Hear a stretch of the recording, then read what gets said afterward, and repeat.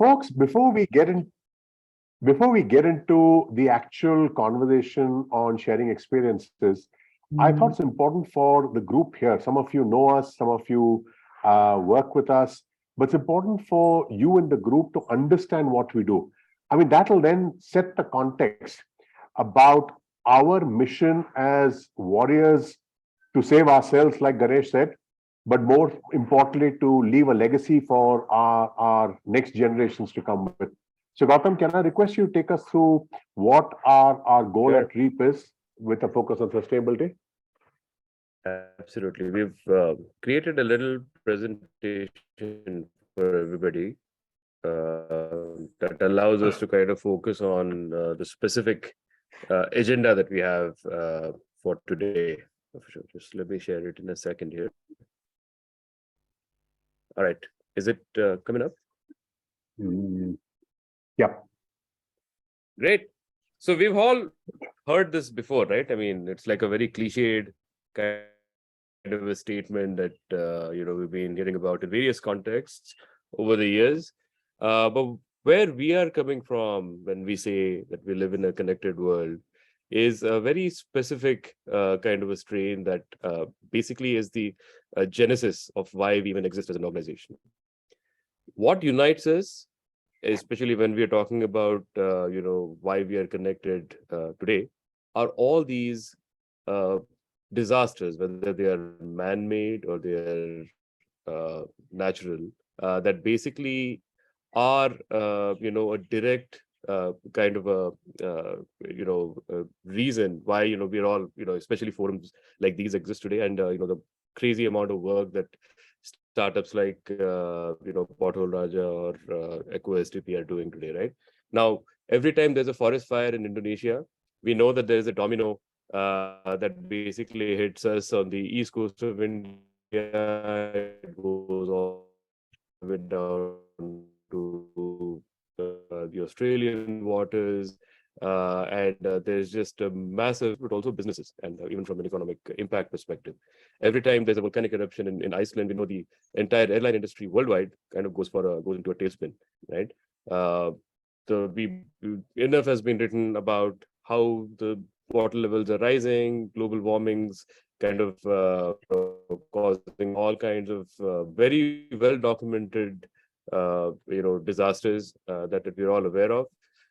Oil spills in the Gulf of Mexico, believe it or not, drive up the seafood costs in Southeast Asia. It just puts a lot of pressure on global supply chain, and it is something that we all have kind of inured ourselves to think that a lot of these disasters are kind of local and really not affected by them, but they actually affect us not just in the way of how we live, but it's also about the expense of living, if you will, for us to survive and for our businesses to survive, right? Closer home, and and this is a topic that is very close to Shriti's heart, I know. Delhi is already kind of suffering with it's in the throes of poor air quality now from this point on till the month of March, perhaps, and all that happens because of primarily because of the the residual burning that happens in the states of Haryana and Punjab. But what this activity, we all look at people not being able to breathe, all kinds of hardware being sold for purifying your indoor and outdoor air, etc. But what is actually the underlying economic impact of this kind of a disaster coming up on an yearly, annual basis, like clockwork, right? Obviously, we've been extremely unkind to our water bodies, whether they're rivers or oceans. This is a massive killer in the room, electromagnetic radiation. We all have these beautiful dual SIM phones. Mine doesn't look beautiful; it's kind of broken, but we are getting exposed to all kinds of EMR that actually is, again, not very well documented, because there are all kinds of lobbies at work that it is not in their interest for you to know about a lot of the ill effects of especially these kind of invasive technology. Now, one example that basically shook us to the core when we were doing our research was the Aral Lake, which is used to be the world's fourth largest inland water body. is today the biggest man-made desert in the world. And what you see at the bottom here are full-sized ocean liners that used to ply there. And all this water was diverted by the authorities that be in Russia towards cotton farming. Right? And this is that is a one-way kind of a change, responsible and shameless fashion. So what am I getting at? It is the economic impact. See, we are all, obviously, we're all activists and warriors in our own way. But, every time we scream from the roof, at a certain pace. But what we've realized is that, in order to save the planet, you have to look at, where, how do you kind of look at it from an economic perspective as well, right? What will it take for people and businesses to adopt changes, to adopt massive or even micro pivots? And, what we've realized is that everybody seems to understand the language of money, right? So if you look at the husk burning in India, the stubble burning in India, it's a staggering $30 billion of loss that the country looks at. And it is something that is just not written about at all. And our whole goal is to basically highlight a lot of this. And it is also we also want to highlight it as an opportunity for innovators to come in and explore, to actually create some interesting businesses around us. It goes a long way toward not only saving us from this pollution, but also to be able to create long-term sustainable and scalable businesses, right? So what is the problem before us? We all, I'm quickly going to animate this through. Look at the population density. I mean, we're not talking about New York City here. New York State is at roughly 420 people per square mile. But you look at the massive cities in India. I mean, look at Mumbai. It's like 77,000 people per square mile, right? It is basically putting an immense amount of pressure on the existing infrastructure, which absolutely has no place to grow. And you have to remember that, when John and I speak about this, we are absolutely coming at it from our experience and our intentions from the built world environment. Looking at, what are the key reasons for the mess that we're all in. And then we basically go out and try and figure out, what could be the specific problems that we need to kind of focus on that might actually, start showing us bigger impacts as we start making progress. So population, absolutely. But then what we have also done is we've basically highlighted 2 or 3 specific problems in the built environment that actually require some very serious thought, a completely out of the box approach, which some of the companies that are present today have already adopted. So the first is basically that of water, and we know about Chennai running dry a few years ago. It is that absolutely is threatening to repeat itself all over again. But the kicker is that it is not just Chennai that we need to be worried about. We are actually looking at over 20 cities that are at the risk of going completely dry from a groundwater perspective by the year 2025. Sewage, those of us that are from Bangalore and Tarun's a massive savior for us here. Our lakes catch fire, and the lakes catch fire because there's a massive amount of untreated sewage that basically ends up in our lakes, right? I mean, yeah, the lake catching fire is a unique phenomenon to Bangalore, but it doesn't take away from the fact that if you go to any tier 1, tier 2 city in India and you look at their existing lake infrastructure or the the water channels that might have existed, it is extremely polluted from all kinds of industrial and domestic waste, right? Almost 80% of India's sewage is untreated, which is, not only from a hygiene perspective, it is appalling, but it is also basically pushing down a lot of these effluents back into the groundwater that seems to be, it looks like a no-brainer that we need to kind of do something about, right? This for some strange reason, there's just not enough awareness about this. Waste. Now, again, from the built environment perspective, almost a third of what ends up in landfills all over the world, it's not just an India-specific problem, comes from the construction industry. And again, instead of every time there's a building that gets demolished, why is all of that kind of ending up back in the landfill? I mean, are there ways for us to kind of reclaim that, put that back into circulation by reprocessing them? And there are some phenomenal companies like Amki in Hyderabad that are looking at this problem at scale, where they are able to kind of recreate a lot of alternate construction material otherwise would end up in landfills. And obviously pollution, I mean, from a air perspective. But what we also realized, given that most of us work in interesting office spaces all around in whichever city that we all live in, the indoor quality is a problem that has largely gone unacknowledged. And turns out that the indoor air quality in a modern office and even in your own house tends to be 5 to 6 times worse than what it is outside. And there are a variety of reasons for that. I don't want to go into those reasons, but happy to kind of do a side chat later. And these are again opportunities for people to come in, and obviously why does that pollution even exist? But given that actually does exist, how do we fix it? Right? What are the opportunities there?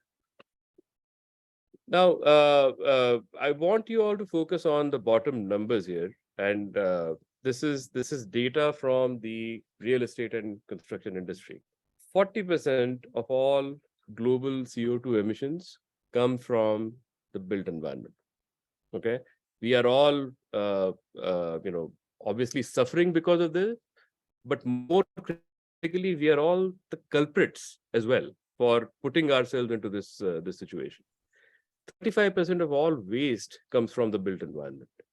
If let's say my energy bill in an office or even at home is let's say 100 rupees, just for argument's sake, 30% of it is actually still wasted. It's something that I could actually reclaim if I am smart about my own energy consumption.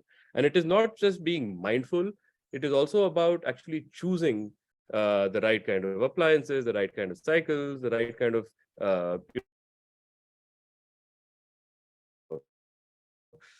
design that needs to go in when you are basically constructing these patches as well. 20% of all water consumption is from the built environment, and you have to remember that this doesn't include any agricultural or industrial usage. This is purely just occupational water consumption. Again, phenomenal wastage in this as well, right? And I already touched upon the indoor air quality problem that stares in our face as well.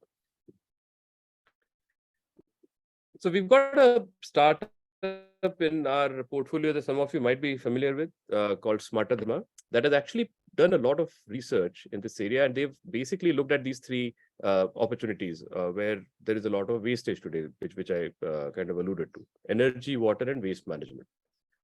Now, the inefficiency in all these three areas is directly leading to a loss of almost $2.5 billion for a city like Bangalore alone over 15 years. If you look at the top 10 or 20 cities in India, it's a massive amount of money that is basically just going down the drain. I mean, there's just no other way to look at it, right?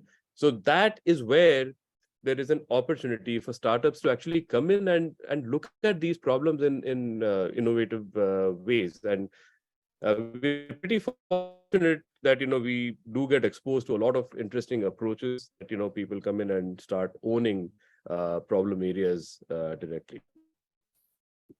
And combining that with the traditional inefficiency in the sector, I mean, there's the sustainability problem that I highlighted, but then we also know that the real estate industry is actually one of the least productive workforces globally. It's not, again, a mere India problem. And the inefficiency is also in the budgeting as well as your schedules, right? I mean, it's rare when you look at a building that basically comes up on time and on budget. I mean, it's on an average, it's going to be 20% over budget, and 80% of projects do get delayed. I mean, RERA coming in to force in India a lot of the timekeeping that they had hoped to. So that was the genesis of the accelerator coming together, where we understood that there was efficiency related issues in the world, and that there was a massive opportunity from a sustainability perspective that this industry was completely blind to. I'm not convinced yet that it's everybody is kind of aware of what's going on here now, but actually the situation is much better, as I'll share in a couple of slides. So why do we exist? It's basically to accelerate innovation in the real estate sector, and we basically do that by discovering or finding out about innovators or inventive companies that are using technology to move the needle for the real estate and construction industry. And how do you help these companies basically build a long-term, scalable and sustainable business? And sustainability in this context obviously has two meanings. One, obviously, for what we're all here for today, but also from a financial sustainability perspective. These cannot be companies that are flavors of the day, if you will. These have to be around for a long time for them to be able to make massive impact that they are setting out to effect. And we help these companies in these 6 areas, or 6 pillars of engagement, as we call them: product, technology, your business and pricing models, HR and people, go to market, and eventually scale. And the real estate industry is notoriously difficult and opaque for a lot of people, at least from a perception point of view. And this is where a lot of our work goes in to basically demystify that interface, even for investors who might not actually be very familiar with what this industry really looks like, what kind of pricing models would typically work here, what hasn't worked, what are the cash flow patterns that startups need to be aware of for them to be able to build and price their products effectively, so that they don't run into cash flow issues as soon as they come into being. So these are areas that really go into a lot of depth in all these 6 pillars. A quick, slightly busy slide, but I want you to focus only on the center here. We basically classified our startups in these 6 buckets, and if you notice, they represent all the phases of a typical construction life cycle, all the way from land acquisition to post handover, both for commercial and residential or retail uses. But you look at the sustainability bucket. I would love for this to be green and not purple, but we'll fix that later. 40% of our portfolio is squarely in the sustainability bucket now, with some really interesting ventures in this space, like EcoSTP, like Potol Raja, like Structure, that are also present with us today, that are doing some phenomenal work. Obviously, these are all kinds of customers that these companies have basically scored. That includes tier 1, tier 2 developers, but also large corporations and enterprises that basically lord over a lot of real estate themselves, and it is in their interest to be running their spaces more efficiently, and they tend to be early adopters and long-term adopters of these technology innovations and interventions.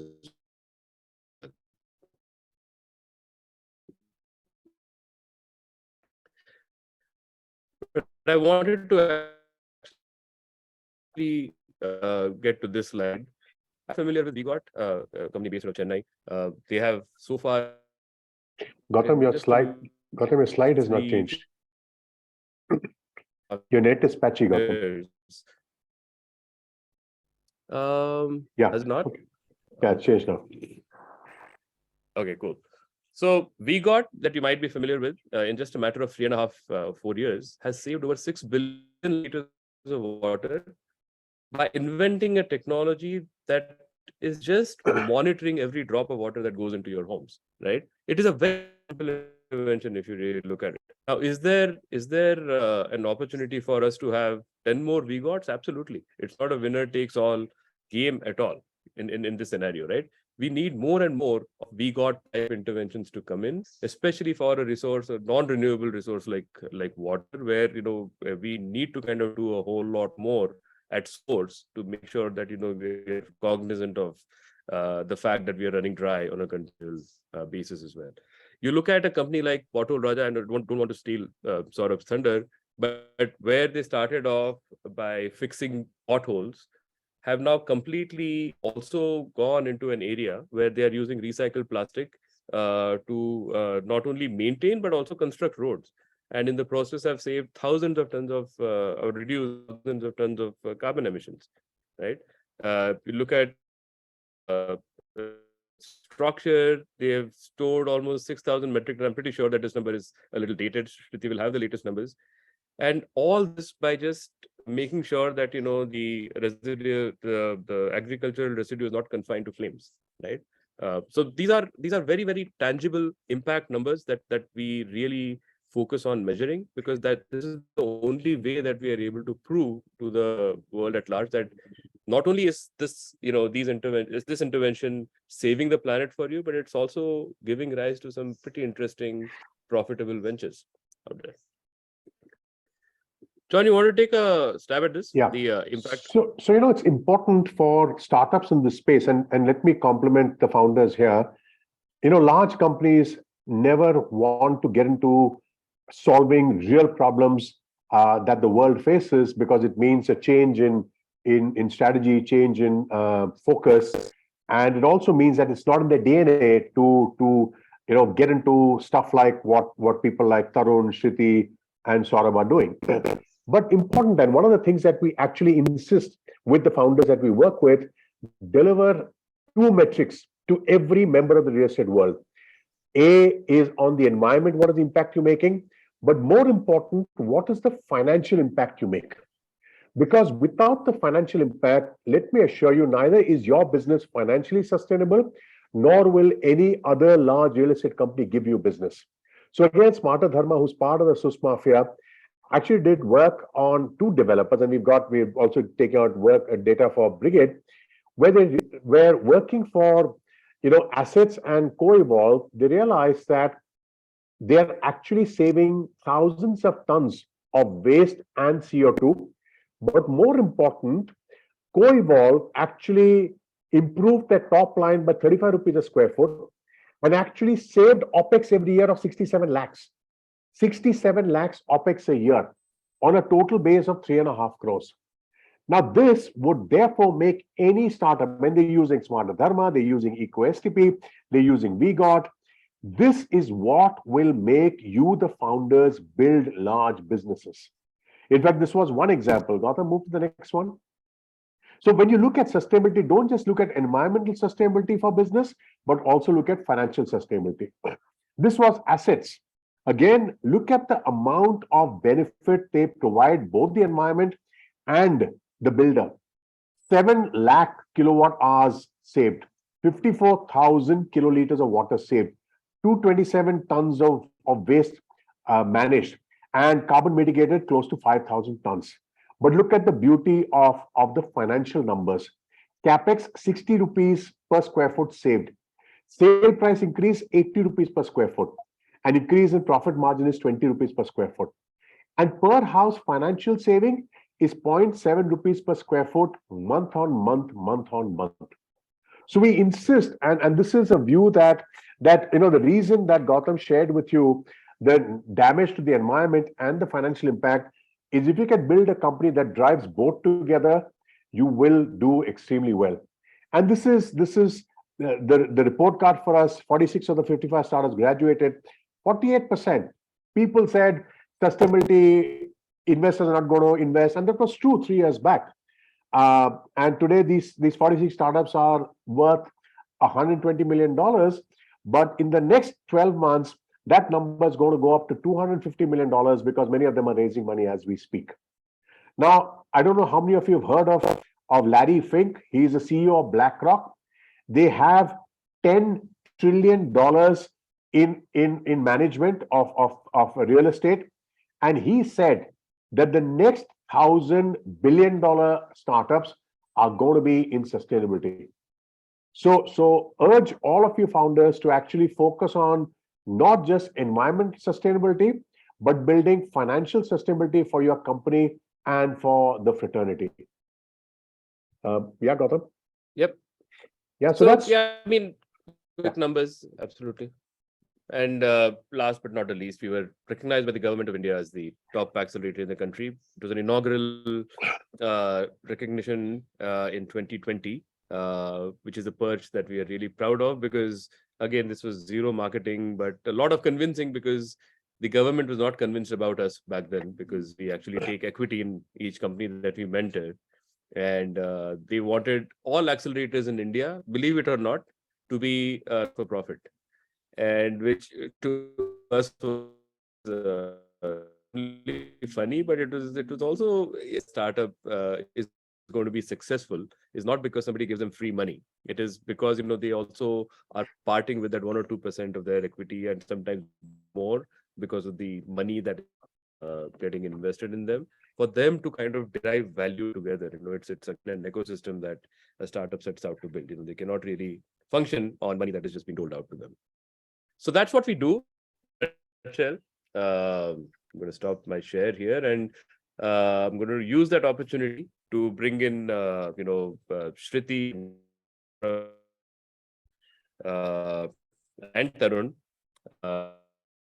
to come in and talk about why.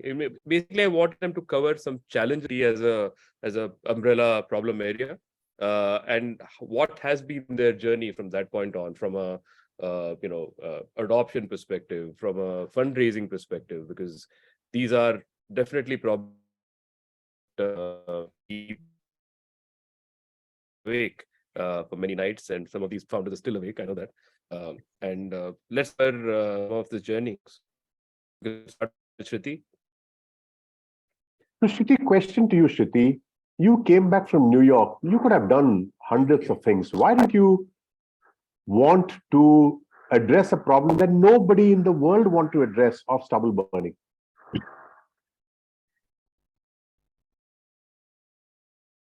Can't hear you, Shruti. Yeah. Okay. Yeah. Thanks, Gautam. Thanks, John. I agree that at that point in 2017, even a year before we started Structure, no one was addressing the problem, but the problem seemed to be massive. And I think as a startup, and even when investors look at your pitch, they always look at the market opportunity. And to us, the problem seemed so huge at a global scale in terms of unwanted residue of different crops that are grown globally, that the fact that buildings, which can be a massive industry that can utilize it, seemed like a good fit to address, even though no one was addressing it then. And the way you showed your journey of Brigade in last, I would say 6 years, from 2017 to 22, not even 6, probably 5. I, as an individual, know more than 20 companies right now working in the biomaterial space globally, across every continent possible: Africa, Europe, US, India. So definitely where there was no opportunity, people started seeing it. And I think that's because in last 1 decade, sustainability, as we were discussing on the presentation, has now become a must-have requirement on both sides, to be addressed as a problem and as a requirement for all customers. So I think we were at the good time of thinking that we should address this problem. And now we are one of those startups that are addressing it, and one of the few from India and Asia. So I think the timing worked out for us then, without knowing what it had as an opportunity. Good. Saurabh, you were a techie, comfortable in your job. And why did you have to do something as, insane as filling potholes? Yeah, John, I think if I go back and think, it's definitely an insane thing to be done. When I was working, the story behind why I started was the newspaper articles about people dying because of potholes in Bangalore. And this is where I thought that, do we have any value for human life or not? Or, shall we just read in the newspaper articles and say that, okay, this has happened and that's the end of it?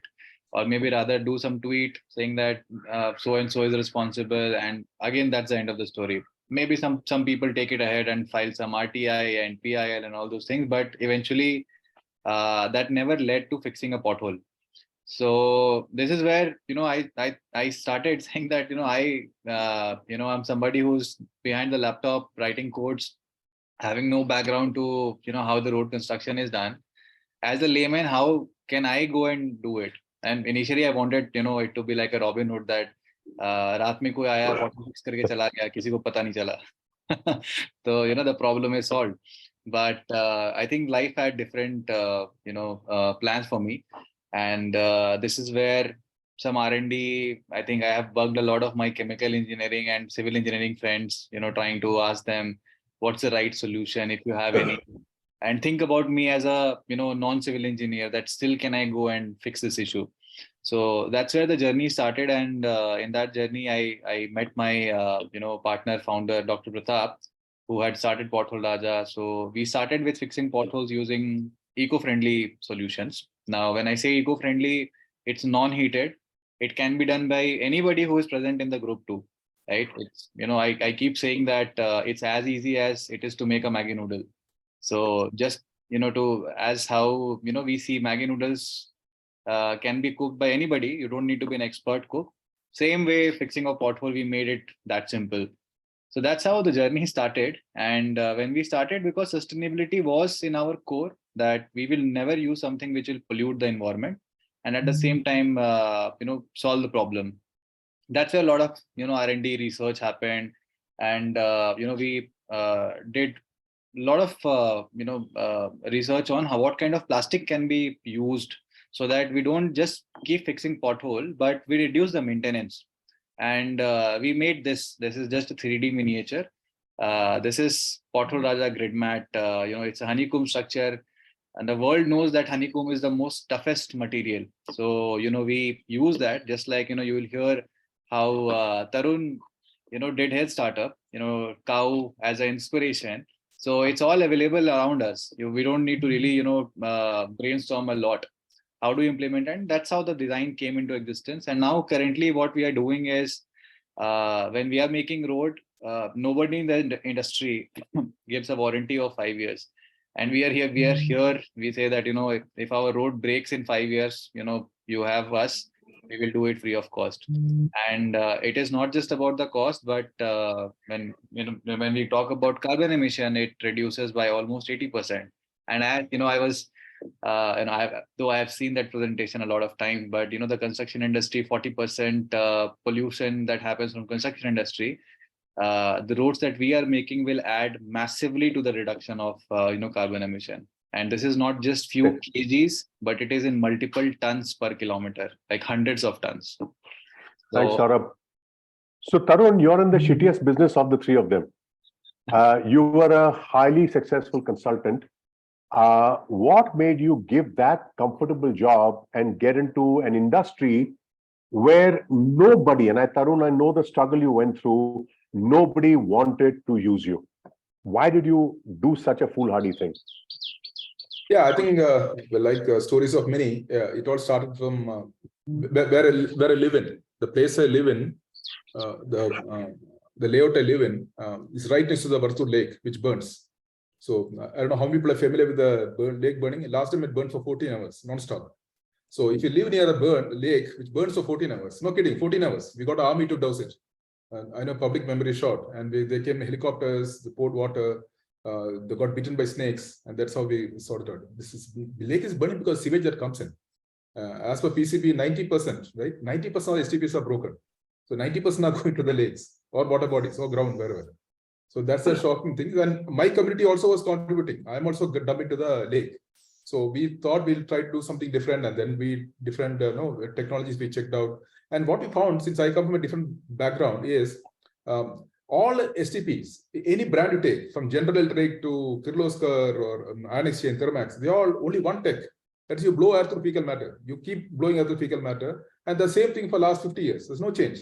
So there's no, everything is around the world has changed. The cell phone has changed, everything is changed. But this is like completely, as silly you can get. You can blow air through fecal matter, and you have to add fresh bacteria every 1 hour, right? So this is what, and different names comes, MBR, SBR, but MMBR, but fundamentally it's all about blow air through fecal matter and add new fresh bacteria every 1 hour. So this was a great opportunity to jump in. Then we jumped in, and me and some friends together. We learned a lot. We made a lot of mistakes. That's how we came out. Then we met John, and then John said, "Why don't you start as don't become a consultant, start as a product." So we moved from a consultant to a product company, and we started with one customer, and now we have 160 customers in 23 states. Yeah, so we contribute in Bangalore itself. We have around 23 STPs, eco STPs working, contributing less. So less sewage is going to lay. Whatever, those are small number, but it's increasing. Yeah, that's a short summary. So Tarun, I think you raised a good point, and this is valid for both Saurabh and Shriti too. You know, getting your first customer was and is a startup's most difficult journey. Help us explain how you won over that, and Shriti, help us understand your journey to get your first customer, and Saurabh, because any startup founder, and I see many of them here, would have faced the same thing. And then we'll get to the second one, which is one of the things you did for scale, because I think that's contextual to the group here. So yeah, Tarun. Yeah, so my first customer was Suhail Rahman. It was connected by, many people know, John knew them. He used to associate REAP a lot. So Suhail said, I'll give a hearing for you. But good thing what happened is Suhail has already burned his fingers with the multiple STPs. He said the biggest problem as a builder is STP, not sales, and not anything for him. Right, so that's a wake-up call. So he gave us a hearing, then we showed him what we had done, and that's how we got this. It was a tough thing, and again, thanks to John, first customer, right? We insisted on a 50% deposit, right? He laughed. How can you, as a startup, how can you ask for a deposit? Because you're not even have a game. How can you even ask for a deposit, right? But we insisted, me and my colleague Prasid, we just said no. We had to be sustainable, right? It's a shitty business, right? So we insisted on it, we got it, right? And when the first customer paid 50% as an advance, that gives a huge confidence. Then we just kept the momentum everywhere, and we lost few deals because they said, no, I can't, my standard says 50% will not do. Like Tata Steel came and said, we never give 50% to anyone. Then after 5 months, they got back after getting approval. But this birth is wait for 5 months, and now I have a work order from Tata Steel saying that 50% Tata Steel also is given. So these are great learnings, John. So interesting insight again for startups here. You know, one of the biggest benefits that EcoSTP delivered to the real estate fraternity, and this is something that all startups must do, is when you have a conventional STP in a building, you can smell that STP from a mile and you can't use that STP. And you know, we are delighted to tell you that Tarun's STP solution was smellless, and you could claim the land on top of the STP. For example, the picture behind Tarun is actually under which an STP sits. It's a children's playground. Am I right, Tarun? Yeah, children's playground, below the STP. Yeah. So the benefit that was given by EcoSTP to a real estate developer was you can sell that land on an STP per square foot. Now that was a philosophy that the real estate developers had never heard of. How can I use land on an STP to sell it? And that was so you have to talk the language of the real estate developer. They understand money, they understand per square foot, and that works. So, you know, talking Tata Steel, Saurabh, you want to talk of how you broke again a large corporate, and I know to Tarun's, to Saurabh and Pratap's credit, they started. This is again something, gentlemen and ladies on the group, do not ever do sustainability for CSR. It is a highly unpredictable business.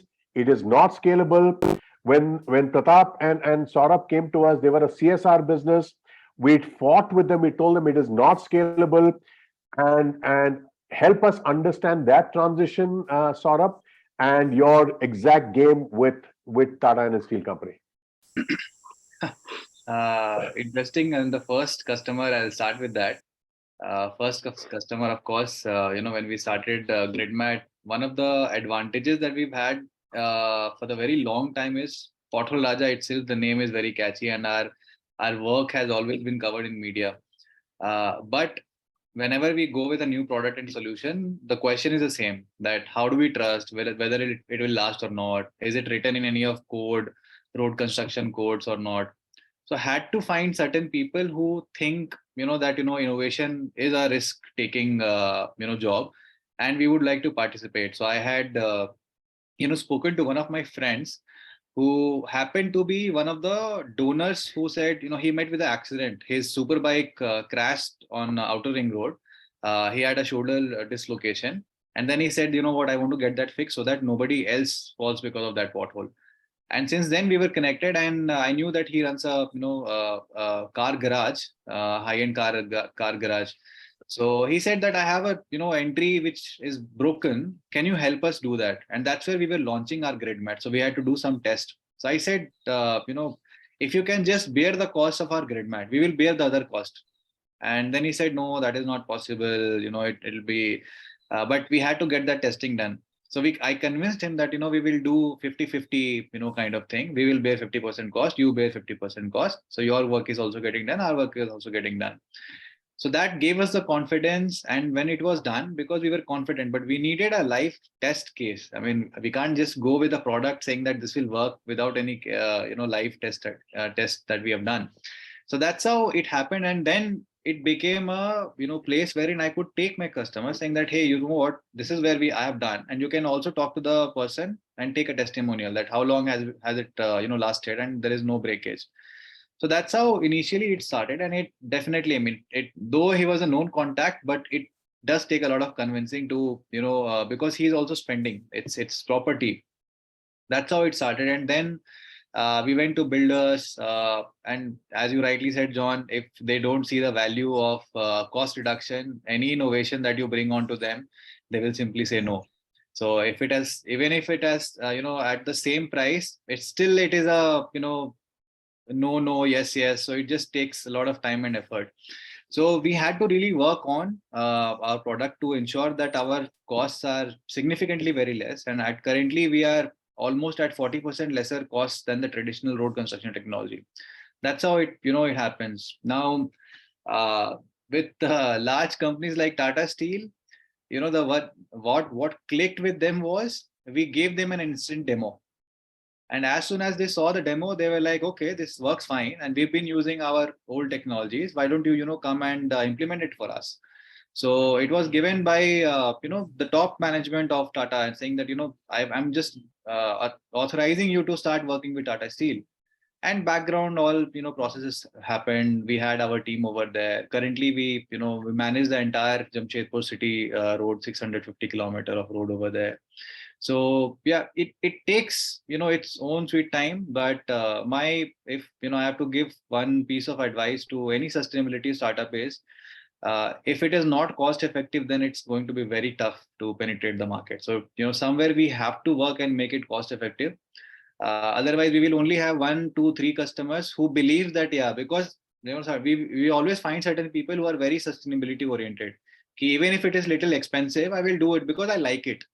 But long term, it will not add a lot of value. And with real estate people, they are, they are very, very, money minded. So, all these buzzwords about sustainability and all will only be beautifully written in the books. But when we really have to make an impact, we also have to show them how are we adding value, because, ultimately they have to see what is the value addition. So that's what we ended up doing. And now, because it is very cost effective, people are interested. They are calling me saying that, why don't you come and do a pilot, and we will pay for the pilot too. Initially, when we started, we were actually putting our money from pocket. Now the time has come wherein the customers are willing to pay for the pilot too. And that's, I think it's a, big success for us over a period of time. John, I have a question. You're on mute, by the way, but I have a question. You brought up money-mindedness, Saurabh. And I wanted to now basically shift a little bit of gear here to, none of you are pure tech companies. If you look at a company like WeGot, sure, it is an IoT company. They're doing a lot of analytics. There's a lot of big data that they're doing, etc. So hence, they lend themselves really well to class traditional VCs to understand their businesses. Right now, none of the three of you are, very, very attractive to the traditional VC. Right. So how have you managed to overcome that challenge? Because this is not just about going out there with a investor pitch deck and convincing somebody to invest money in you. It is about also educating an existing class of investors, and then also getting new investors to kind of look at businesses such as yours with that much more scrutiny, right? So I don't know, Priti, you wanted to go first? Sure, Gautam, thank you. Definitely, I think even with the two investors we have on our cap table right now, and I'm sure in the future as well, once we start again raising, and every time I have a conversation with an investor, I know that the question that we get stuck upon for the longest is where's the tech, because for them tech is something that has IT, software, app, cloud to do. Just understanding a hardware B2B, a hardcore engineering product based startup, and then understanding how does it scale is the biggest bottleneck that traditional investors have. Like last week only I met someone, and for 40 minutes he just tried to understand the technology, and still he's like, but it's still not the tech the way I see tech. So I think for that we have to make them understand that IP can be in different form. It cannot just be the way they understand technology. And then, but there is need, I think, and I'm not sure if Saurabh and Tarun has faced this problem before, but there is genuine need to, over a period of time, show to the investors that how can your hardcore hardware-based company can still incorporate some amount of tech to, like right now my pitch is that we still are not a tech company, but we need tech to reduce the friction for our customers. So somewhere that tech has to be incorporated so that they feel that, okay, even if it's not core to your business, it can help you scale, because otherwise traditional investors would not understand any of our models and invest, even if we have good numbers in top line and projections in place, versus certain niche investors who focus on climate tech and sustainability and would get it, or a strategic investor. But a pure VC, they have to see that roadmap where tech helps in easing your friction.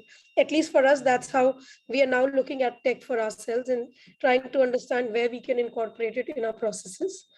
So what about traditional metrics like defensibility, IP, or patents, right? Is that something that is still insisted upon in your case? Yeah, is this something very highly it is insisted upon, both by Indian as well as non-Indian investors, I would say, because I spent a couple of weeks in Europe, and the few investors I met there, the first thing they wanted us to have is a patent in place, because without that they believe that the product would not earn the credibility in their market to be exported in future, or to attract future funding as well, because especially when there's no tech, then the current like tech in their language, then the technology that you have needs to at least be patented. Otherwise they can't even call it an IP that you're working upon, and can look at it as a commodity, and then that is not what attracts investors to put their money on commodity businesses. So definitely we have to position it right. Should not look like a commodity business, and real estate can look like that.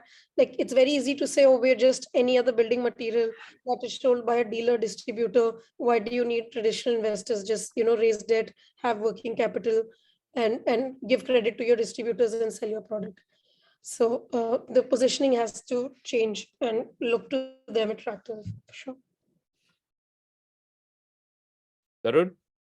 Yeah, I think the building blocks still remain, that you should have the market should be big enough, right? So big markets they all look for. You should have a product ready, either in a beta, something should be there, you can touch and feel. You should have some customers, at least paying customers, if you have it. So customer references is very important. These are the building blocks, right? Other than there's an entry card, then only you'll be called to dance. Then the IT part, IoT, you can do it. So we done a little bit of IoT, so say that I'm in IoT. So it has to go in the tick box. So we call ourselves biotech company. We call ourselves green chemistry. So this all comes in the tick. So we get the tick, but fundamentals are more important, I guess, than all these things, in my experience.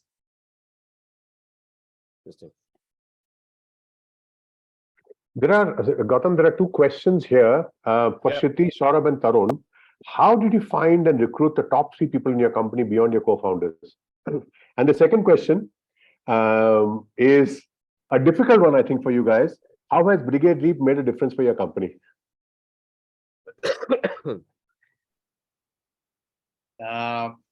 Let me go with that first. The top 3 people in our company, it mostly it was through the known contacts. people who believed, people who had seen the journey that we were up to, and they were, closely monitoring what we were doing. That's how, the recruitment happened. And the recruitment did not finalize before John took the interview. That's the second part of the question. So any top recruitment that we do, we always run it through the Brigade REAP team, because this is a learning that we've had from the accelerator, that we as a startup founders, always tend to be a little emotional about our decisions, and in emotion we don't really take better call.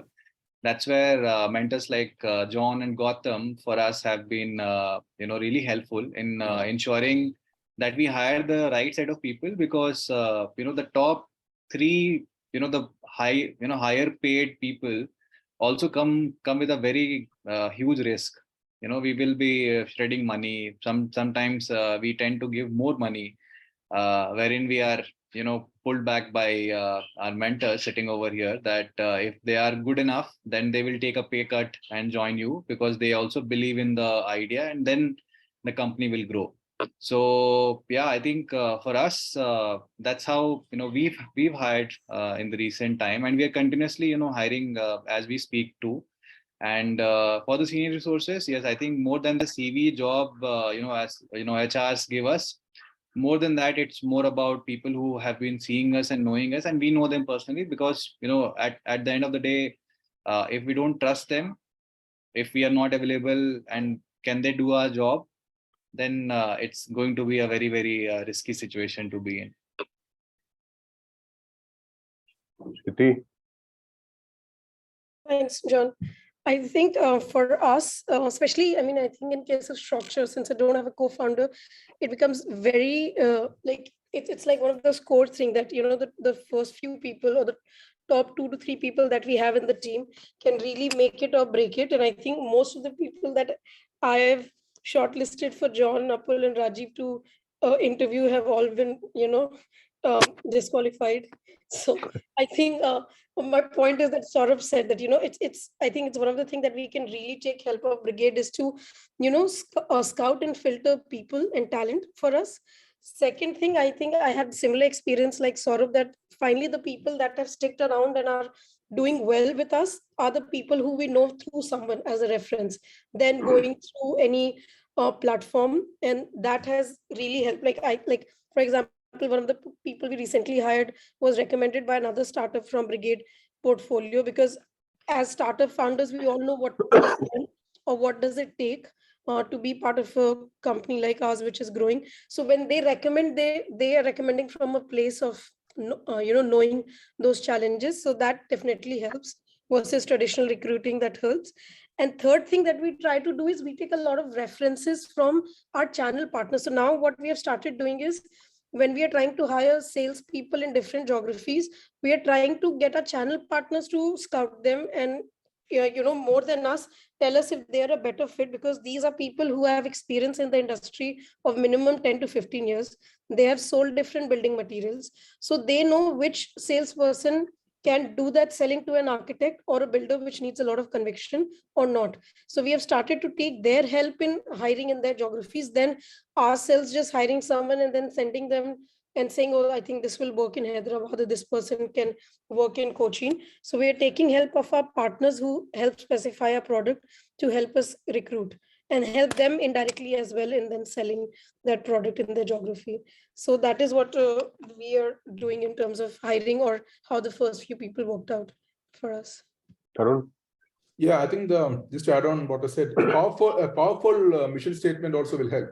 That though these are not very, people make fun of mission, but actually it helps. Because in our case, we want to, our mission is to reclaim every single drop of wastewater naturally, every single drop. All right.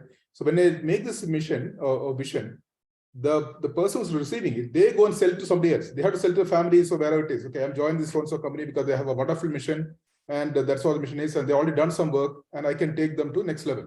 Okay, so don't take this lightly. Work on a good mission, and believe in it, and then use it wherever you can.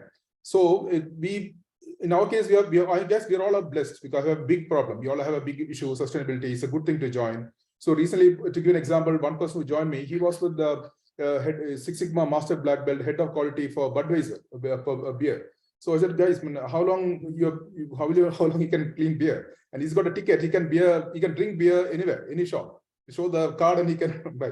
And that's how the thing is. So he joined us, and they come with huge expertise which you don't have, like the global delivery model. How do you deliver? So now we're doing 160 installations from Bangalore seamlessly because of all the setup process comes in, because they come with all the best practice which they've done. They know how to get it done. But key things to attract them is to show the big picture, the huge mission, what we'll believe in, and we are doing a good thing all same time. Yeah. And the second part of the question, Brigade, yeah, definitely. We started with 1 and now 160 customers completely from Brigade REAP. Yeah. So second question. Yeah. Right. Like we've also at SusMafia identified that hiring is one of the biggest bottlenecks faced by most of our entrepreneurs. So what we are doing right now is SusMafia, along with Ganesh, he's definitely here on the call, is we are building something called a Climate Ninja program. So we are training students like masters and bachelor students straight out of college through our master classes with our entrepreneurs, and also trying to give them a space in like companies that are like our mafiosos, giving them internship opportunities and also like hopefully converting into jobs. So these like top management is a different case study, and then like the bottom, like as and when people are coming out, I know students like me are very keen on sustainability as a career goal. So hopefully like together we would be able to do something. In fact, Sharmila, interesting point you raised. One of the things we insist that our founders do is not hire mercenaries. When you hire a person who wants a 30% higher salary, drop him. In fact, all the startups that come to REAP, we tell them to hire founder. First of all, we tell them don't hire co-founders. Big mistake. Never hire a co-founder if you don't know that person better than your life and your wife or your husband. Okay. Second is we tell them offer them 30 to 40% lower salary. In fact, we have a model, and we tell them we would pay you lesser 30% salary, but the money that you will make will be exponentially higher from the ESOP. So we insist that our founders don't hire mercenaries, but hire evangelists and people who are passionate through them. In fact, we have many of our startups where the founders have hired interns, and those interns have become employees and have never left the company after 3-4 years. So Sharmila, great job that SusMafia is doing, and Brigade REAP would be happy to help you. I'd love to take this conversation forward. Yeah. And Ganesh, like he is helping us drive the program. This is vision actually at SusMafia to build this Climate Ninja program. Okay, so Arjun has a question. Arjun has a question. Saurabh, Shriti, Tarun, how many years out does your written down strategy extend to? Question 1. And when do you expect to become a climate unicorn? Now, climate unicorn is something, a good word that I've heard. It really feels great that, we have moved on from the unicorn thing. Not really sure what is the actual definition of that, but I think, people who are there surviving for 5 years, I think all of us should, call us as a climate unicorn, because that's a long way, 5 years in the same business. First part, how many years our strategy is, we have refined our strategy, a couple of times. When we pre-REAP, we had a different strategy, and after we, went to the accelerator, we had different. Now, when we have our grid mats with us, our strategies have slightly modified. So currently, if I tell you with grid mats, the written down strategy is for the next 5 years, and it does not only talk about the revenue, but also talk about the product development and new product addition that we are gonna, make. Just for example, that one of the strategies, this grid mat that you see, by next year, we are also coming up with a new product which will have the top surface covered. So it becomes a motorable road in itself. So you just place it on a land and you start driving your vehicle. And this is completely will be made out of recycled plastic waste. So yeah. And Saurabh also sensors in the grid maps. Yes. Solar. Yes. So what we have done is, in fact, yesterday itself, we signed an MOU with RV College of Engineering in Bangalore.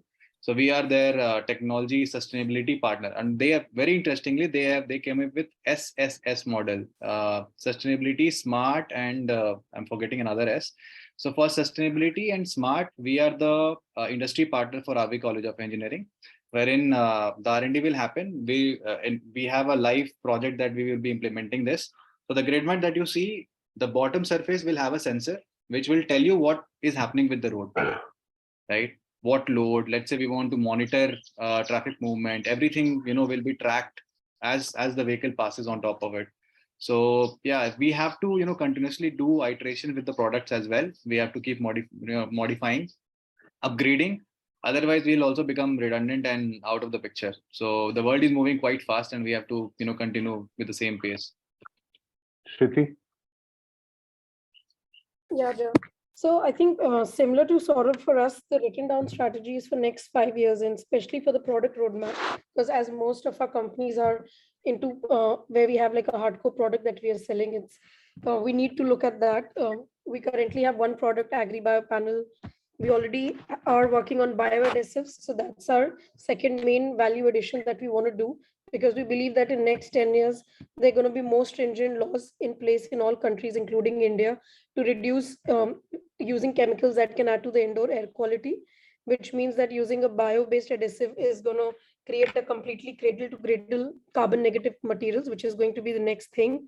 We're also looking at how to, from the same customer segments that we have, can we add to the same wall or ceiling? So if we look at a wall or a ceiling in a building, it's made up of three things. There's a framing, there's panels, and then we already have a panel in place, which we'll keep adding value to. And then the second is the frame aspect of it, where we are looking at, so the current thing in the market is GI, wood studs. We are looking of how to reduce the dead load of framing materials and innovate on that. And third is the finishes, where we can collaborate with different companies, which could also be a strategic thing and might attract a couple of strategic investors for us. So we are working on different aspects of the product to offer a complete solution to a company or a client, where they don't have to think about any other company if they want a sustainable company to work with to reduce their indoor of a building's footprint. They just think of structure for everything. So that's how we're looking at product innovation and roadmap for next 5 years, and both Indian and export as a geography. So certain things are that we are working upon might not commercialize in next 1 year, but it's looking at the long run, that what would be the policies in place in UK, in Germany, in the US in next 3 years, and how can we position structure with its product for those markets. So that's how we are looking at the strategy. Tarun? Yeah, in our case, we had when we started a company, we had a mental quagmire. Should we go to make the whole product end to end? Should we make the entire STP end to end, or only focus on the license, only make the kit? So a lot of discussion happened with John and team, and all. Okay, we decided to focus on the tech, be like the Qualcomm, just focus on the research and the license, and let someone make the cell phone. So that will be successful. We're able to scale pretty fast. It may not show you huge revenues, but scaling, you can easily be at, right now I'm saying 160 installation in 23 states. I can do it only because of the licensing model which we deploy. So one of the things we do is to measure ourselves today, because revenue is there, we are profitable, and revenue growth is there, but also how much impact we make. Like we showed the Gautam showed the slides of how much it is. So today we are at 900 million liters of sewage we treated, 900, and we want to close up to 1,000 by next 1 month or so. So that's what we do. And we also measure how much power we save. So the 1,500 megawatts of power, and India's power is from coal. So with the help of IIT Madras, we did a calculation. So how much coal we save? So 1,200 tons of coal we saved so far. So that's what the measure we are today. And this measure, in the next 3 years, we want to reach up to 9,500 million liters of sewage and 9,000 tons of coal. So that's our goal. So we are just working on the impact goal, and obviously the money will flow. So that's where we've been focusing, and that also helps the team to inspire the team to work towards. Guys, I'm here. I'm this is where I want to go. So it's a huge motivation to the team to reach there. Instead of saying the money goal, money will anyway come. In fact, very, very interesting point, Tarun, you raised, and this is, Arjun, to you and to Deva. Do not build, and this is something Gautam and I hammer into our heads, our colleagues' heads, and into the heads of the founders. Do not build a company for the sake of an investor. You will be bound to fail. Anyway, unicorn is a mythical creature. We're seeing unicorns tumble like the dominoes in India, and this is happening across the world. So don't focus on the unicorn status. It's mythical. Do not focus on investors. I mean, we advise our startups, focus on getting to the first crore revenue. Very, very difficult for a startup. Once you get to the first crore, our next push is to get you 10 crores. That is a leap of faith. Once you get to 10 crores, then focus on the next 100 crores. So first benchmark, get to 1 crore. Next benchmark, get to 10 crores. Third benchmark, get to 100 crores. And all three of them, and this is true of all our startups, don't focus on financial business plans. Focus on a detailed business plan which has three components, which has the product component, which has the people component, and the geography component. The money is the last of it. And divide that business plan into monthly plans on product, on people, and on geography. So take a 5-year plan, not for anything else, but I love what Tarun said. And this, the mission and the vision statement excites people, and that vision and mission statement also will help you build your roadmap. So focus on the product roadmap, focus on the resources, the people, focus on the geographies, and most important, focus on the impact that you're going to create through your startup. The J curve will happen, unicorn status will happen. We don't want our startups to be unicorns. We want them to be highly profitable. Tarun is profitable. Saurabh is highly profitable. Shruti is near profitable. So I'm saying don't ever lose sight of that, because VCs are fair weather friends. From the day we started REAP, we said path to profitability is etched into the minds of our founders. Today, these fair weather friends are saying path to profitability. This was what we started 6 years back. And Tarun has never lost a heartbeat in being profitable. Saurabh has never ever in his life been unprofitable. Shruti, because she's spending a lot of money in R&D, is investing. But once that R&D, and she's got a zero-based adhesive, E0 adhesive done, I think she has a clean path to profitability. Don't worry about hockey sticks, it'll happen. Focus on the business.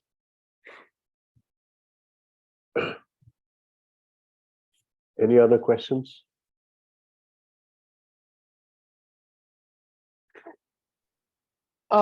John, sir, this is Ganesh here. We really want to work with you as SusMafia. Can you help us understand what are the ways we can collaborate with you? So I'll tell you the simplest way. Just come into office, we serve great coffee, let's talk how to make it happen. But I'll give you one advice. The most powerful tool that Brigade has delivered to the startup founders is the alumni. And Ganesh, let me tell you why. Shriti's customer is the same as Saurabh's customer, is the same as Tarun's customer. The most difficult part in real estate is the customer. And if, the startups, for example, Shriti's customer, if I can make this a Smart Jewels customer on a revenue share, your GTM gets addressed ASAP. Today, Saurabh has gone to Adani because we was an Adani. Tarun has gone somewhere else because somebody else was in that market. I'm saying, guys, SusMafia, we are happy to work with you. Come across to office. Let Gautam, you and I sit and figure out how, and our focus only one. What is the tangible, measurable value that Brigade REAP and SusMafia can give to its founders? Otherwise, the founders don't care a damn about you or me. And we will not be able to add value to the lives of people we are trying to reach. So come over for a cup of coffee, where we sit. We serve good coffee. We also serve beer, by the way. So come over. Let's offer the second one. Thank you so much. Definitely, John, I'll come over. Thank you so much. Thank you so much for giving this roadmap to the collaboration. And I'll tell you one more thing. Gautam raised a very valid point. We also enforce, and sometimes we are ruthless about it. So we make fair weather enemies with people like Shriti, Saurabh, and Tarun. We are harsh. We force you guys to think out of the box in the product, because the product has to be the hero. And Gautam ruthlessly goes after what's your IP, how can you patent it? And Tarun has been very, very modest. But EcoSTP is today benchmarked by the United Nations as the gold standard in STPs. It's a company that no builder wanted to work with. Am I right, Tarun? 4 years back? Yes, absolutely. And also a company where the pollution board has actually gotten them all. I think it was after a struggle of 3 years. 3 years. Because where, every builder he went to said, give me a PCB control. Government organizations like BEL have taken him on without a tender. They've actually gone around the process that a typical government customer insists on, because they see that this is a technology that's actually going to help them immediately. So, ICICI's boardroom uses Shriti's product, and she's an unknown little youngster out of Delhi. But ICICI's boardroom is made by Shriti's product.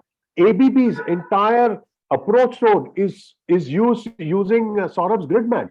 Tata and Steel Company, without a tender, has given the business because of the power of the dream these three people have and their teams have, and the product value that you're imparting to the company on the other side. So focus on product, focus on value prop, focus on financial feasibility for your own company.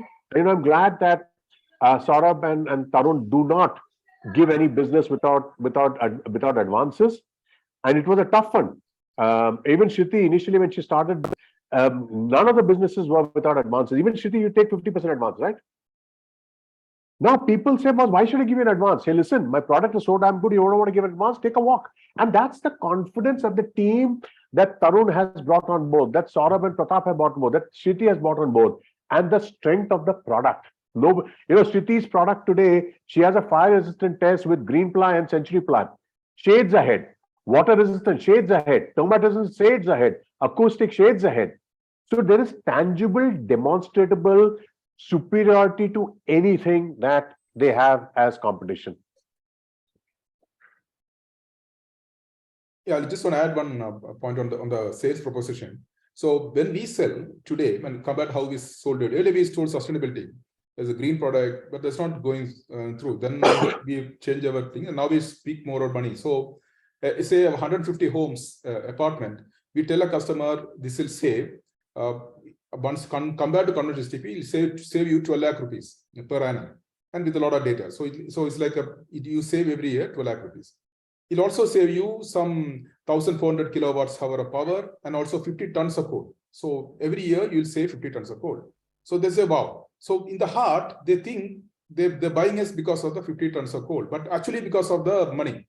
But they're not talking about the money, but there's a dual approach. Okay, you are saving coal for the nation. So we had a Maruti Hyderabad. He said, when I did a customer video, he said, I'm serving for the nation by using EcoSTP. I'm serving the nation. I mean, how can a builder serve the nation? Right? By saving the coal, but he bought it because of the money saving. Right? That's not told. They all like to highlight the power saved and coal saved, and that if you can get that magic right, that formula right, it'll be great. In fact, again, another great point.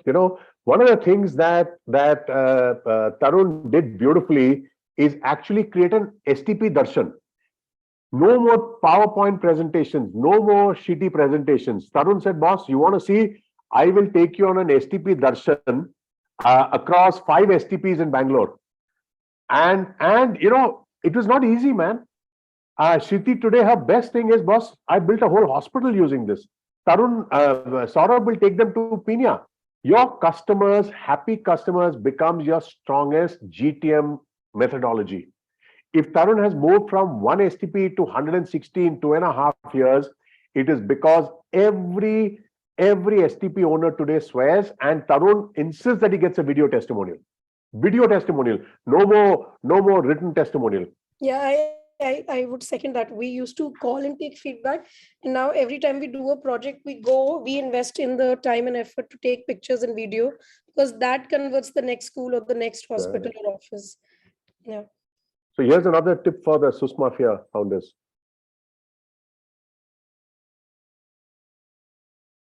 Absolutely, John. I think our goal, our vision, as you know, is to make sustainability the default choice, and how we do it is through our mission, which is to multiply the impact of sustainability leaders through goal-oriented collaboration. I just want to give one example, like you said, right, about how SusMafia has helped. Arjun had done an energy efficiency project for a hospital in Coimbatore called GKNMH Hospital.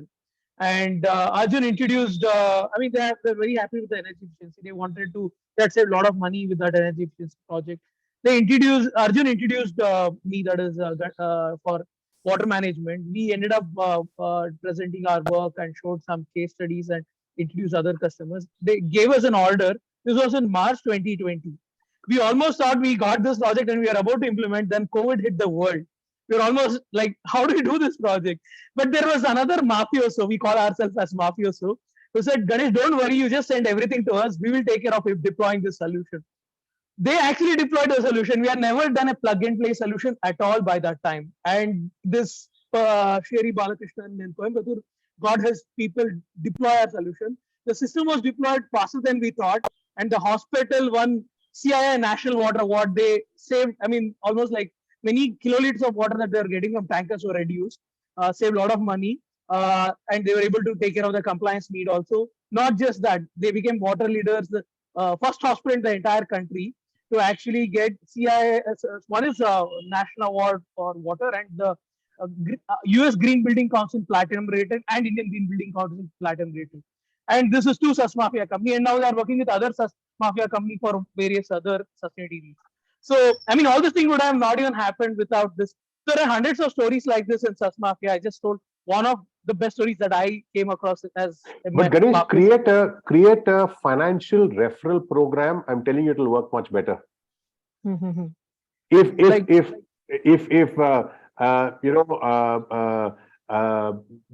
I referred a company to you and you get the business, give me a percentage of the commission.